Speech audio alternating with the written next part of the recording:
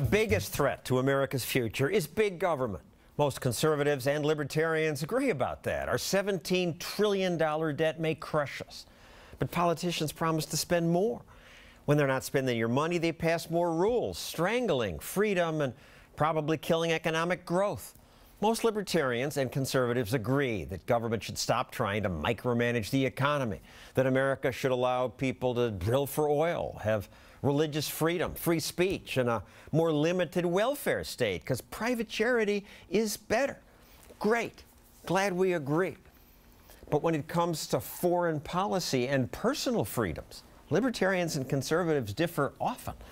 Most conservatives oppose gay marriage. They want gambling banned, as well as assisted suicide and designer babies. I'll cover that in a future show. But probably the biggest, clearest difference is that we libertarians think the war on drugs is just nuts. So let's start there.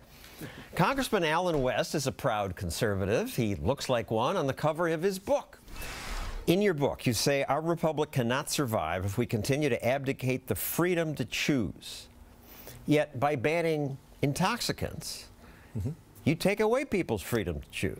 Well, you know, you're probably not talking to the best of guys here, because I have never smoked or drank in my life, and I spent 22 years in the military. I think you're a good conservative to talk to then about it. And I spent 22 years in the military. You made a personal choice to do that. Absolutely. And so if someone wants to make a personal choice that they want to do X, well then that's fine as long in their realm. But I forget the Supreme Court justice who said that your right to throw a punch ends at my nose. So I can shoot heroin in my home? That should be legal? No, I am very concerned, because this is what ends up happening. Then someone's going to come to the government and say, well, now you need to have these type of programs to take care of the drug addicts and provide them what have you. But that's like saying we got to ban fatty meat because somebody might come to the government. Well, there are some things that I think are very detrimental to the individual, which in turn are detrimental to the society. When you talk about liberties and freedoms, and this kind of goes back to Hobbes and his state of nature and things that this is talking about, you got to make sure that there's a level of personal responsibility that is there as well. And I believe that my point is that the federal government is allowing people to be, you know, less and less responsible by saying that we'll take care of it. But when you say personal responsibility, how is it personal responsibility if government bans something? Well, that's because we have people that don't want to accept that personal responsibility. Look.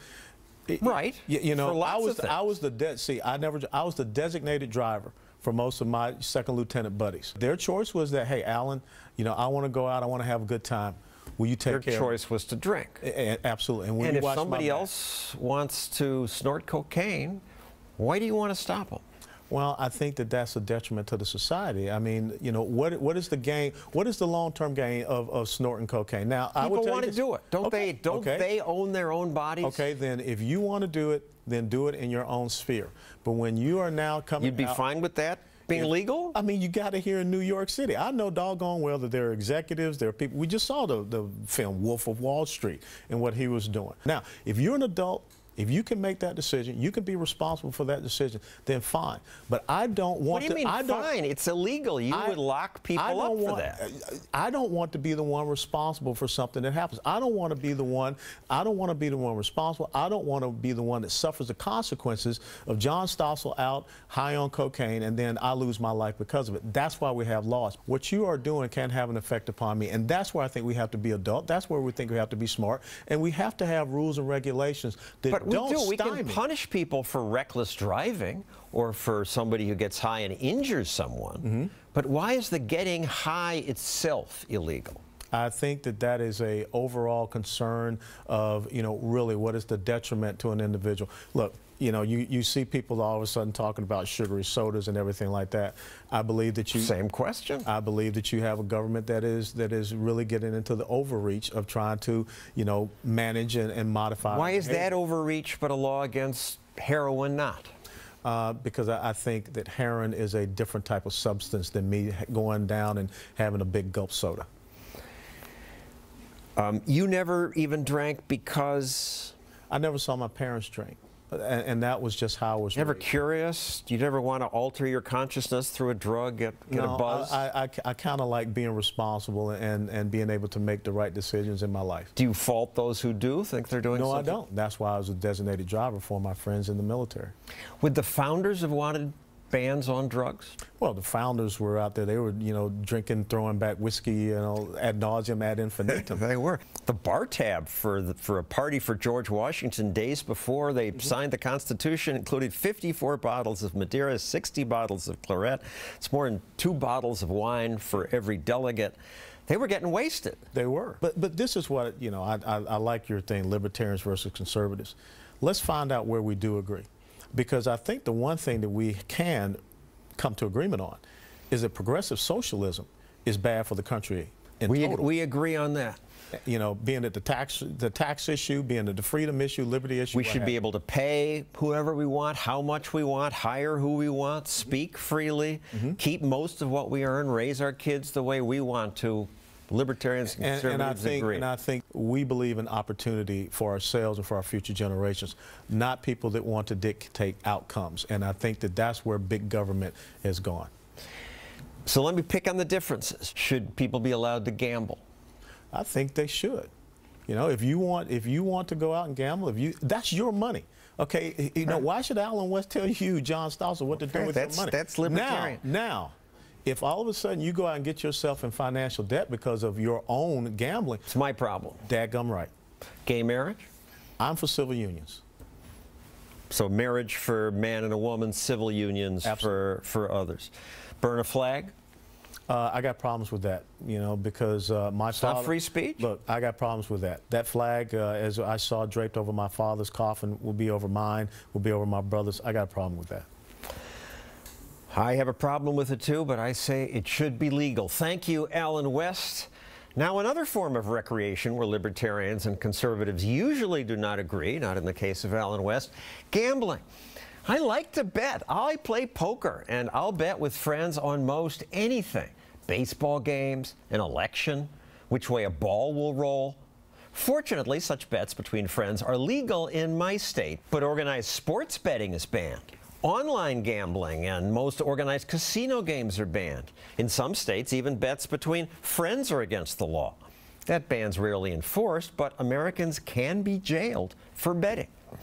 The bans exist because many people consider gambling a sin. And some people are hurt by gambling. Some bet the house and lose it. Bill O'Reilly gives me a hard time because I defend gambling. You can get addicted to it. It's fun. All right, you play games. I should outlaw fun. And you can lose the rent money. It's almost like narcotics. Narcotics? I doubt that poker is as addictive as cocaine, but even if it were, as a libertarian, I say, once I'm an adult, it ought to be my choice whether I want to gamble. Alex McFarland of the American Family Association says libertarians are just wrong about that. Why? Well, gambling oftentimes is defended. People attempt to try and defend it by saying it's my money, it's just only me. But gambling touches other people. Everything touches other people. Oh, it does, and that's all the more incentive to act morally.